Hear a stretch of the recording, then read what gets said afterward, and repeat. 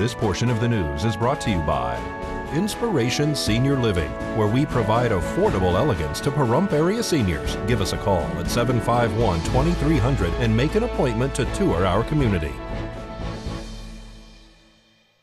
Those struggling with addictions to prescription drugs and heroin often seek care in emergency departments. However, the primary option available for emergency department staff is referral to addiction treatment services. A new study evaluated whether these patients would be more successful in seeking and staying in addiction treatment if they began effective treatment in the emergency department.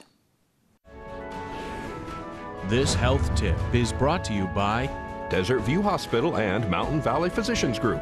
Don't put your health on hold. We have time for you. Call us to schedule your appointment. 775-751-7100. Like others who have struggled with drug addiction, Michael McCrorkin was no stranger to hospital emergency departments. I was literally just enslaved to my addiction, and it was awful. These patients often seek care in the emergency department and often are just turned away and not directed to treatment. Doctors Gail D'Onofrio and David Feline from the Yale School of Medicine and co-authors enrolled 329 patients with opioid dependence from the emergency department at Yale New Haven Hospital. One group received a referral to drug treatment. The second group underwent a brief intervention and referral to treatment. The third group was started on buprenorphine, a medication that helps ease withdrawal symptoms and drug cravings. This group also followed up in primary care for maintenance therapy.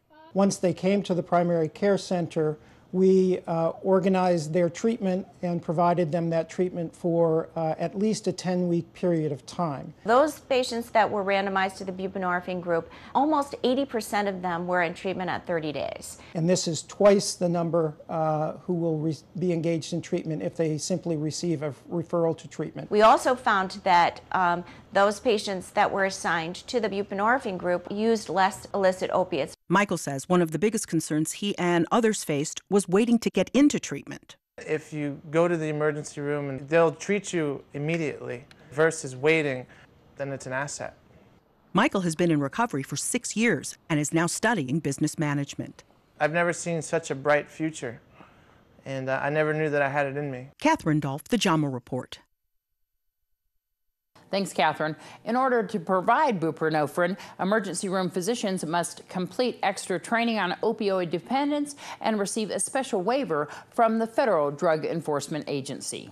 Beatty resident Tamara Node has been taken into custody after a domestic dispute. According to the report, deputies were dispatched to a residence for a woman who allegedly ripped the shirt off her husband and choked him. The woman, identified as Tamara Node, began yelling at the couple's 13-year-old daughter for not washing the dishes while allegedly throwing a dinner plate at the child. The husband attempted to take the kids to the park, but Tamara wouldn't allow it, according to the report. The fight allegedly started over dirty dishes and no food in the refrigerator. Tamara has also been charged with resisting arrest and other offenses. She was taken into custody after a scuffle with police and transported to the Nye County Sheriff's Office Detention Center.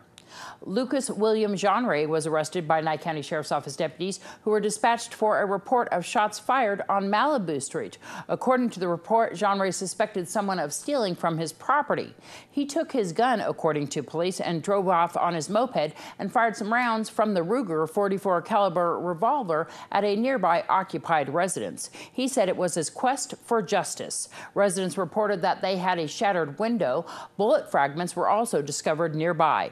Deputies initiated a traffic stop and found Jeanray had a holster fixed to his right hip and a Ruger .44 caliber revolver sitting unholstered by his feet. According to police, he admitted to the crime and was arrested. There was a second break-in at the cancer victims thrift store on West Street. Well, at 2 a.m., some people said that they saw some people stealing off the patio, and they had dollies wheeling stuff down the street, down the main streets on dollies, all the furniture in front. And then when we got in the morning, the furniture store door was kicked in. No, but we're gonna do some different things that, you know, will probably stop all the robberies. We're gonna have some surprises, so for people now that explosion. All kinds of stuff's gonna happen when they come on the porch or they step a foot on the property after hours. You know, we've got to stop this. This worked 6 hours on fixing the damage from the other days, the robbery from the other day. It's costing hundreds of dollars, and these doors being fixed all the time. And we want to put our time into the people, not fixing the buildings up. So we're gonna do some things that now we can catch the people and stop it.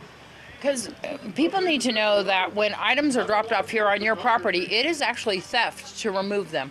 Yes, if they come on our property after hours, anything is on the property is theft. And the cops will arrest. They just said anybody sees anybody in the front, call the cops, and they're going to arrest them. They're just not playing anymore. And they won't be involved in it. All they do is call the cops, say, hey, there's somebody on the patio, and then they'll come down and take care of it, and they'll call us. And so anybody who sees anybody at this location on 2nd and West Street after hours, which is after 5 o'clock?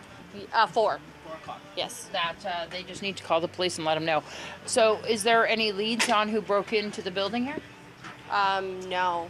I don't know. I don't know what the guy or the people described. There was people here previously, and we had the cops called to get them out of here, and we don't know if it was they came back and kicked in the door or somebody else did. And it was a guy, a girl, and a dog, and a dolly.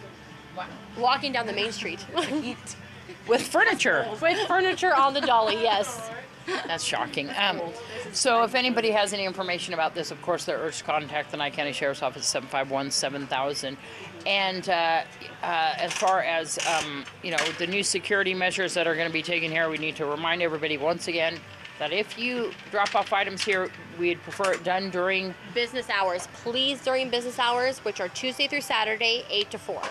And then if you do have to drop it off, please make sure that if you see anybody else here that's removing items, that you call the police. Absolutely. Yeah, or they can call us or contact us on our Facebook page. If they have something, I will come down and open the store for them to drop it off. And we have people that are watching the building. I mean, they're watching, and they were seeing people taking things, but they didn't know. So now they know. They just dial 911. The Nye County Animal Shelter has 2 months left to come up with short-term funds before the county cash dries up. They're looking into some of the fees and civil penalties to help with the funds needed, as well as the possibility of county-wide sales tax and parcel assessment fees to help long-term. They no longer have the shelter open to the public and no funds past the next 2 months to run the facility as it is. They may have to completely close. The annual budget for running the shelter full term is $285,000. The shelter is currently missing out on $60,000 to $70,000 in adoption fees. Members of the Nye County Animal Advisory Committee also proposed reviving adoption fees and getting money from licenses. When we return, we're going to tell you about this weekend's car show.